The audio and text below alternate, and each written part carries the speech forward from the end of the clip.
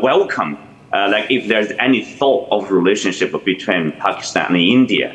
If there's a peace and tranquility in the entire South Asia, that would be the greatest news for Shanghai Cooperation Organization, for the BRICS group, because both India and Pakistan are part of the two groups. So that's also one of the best stories for the developing world, because without we solving this problem, and there's a solidarity problem, that would be a damage to this multipolar system.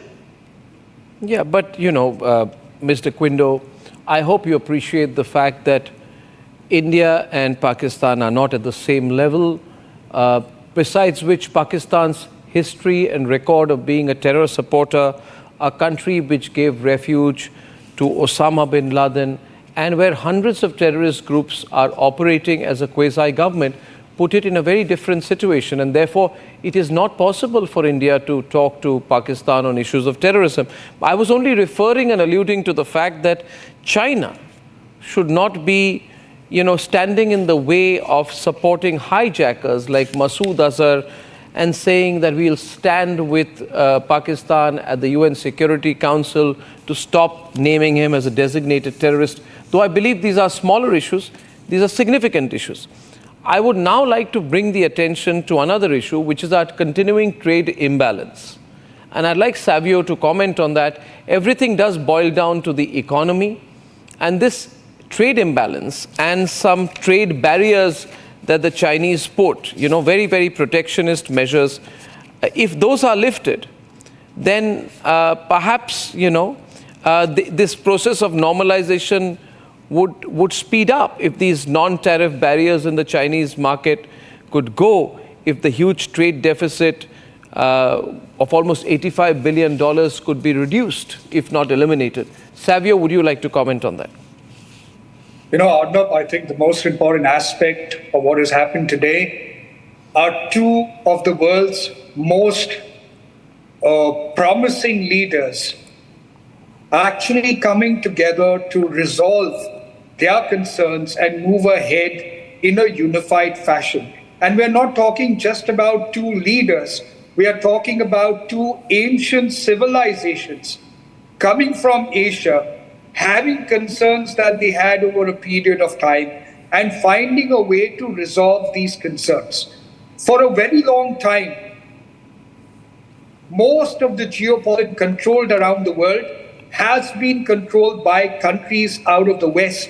But it is now time that you're seeing Asian countries, countries like India and China, that are dominating the kind of political movement that is happening globally. And that is required because for centuries the world has been dominated by Western philosophies and ideologies and political lingo.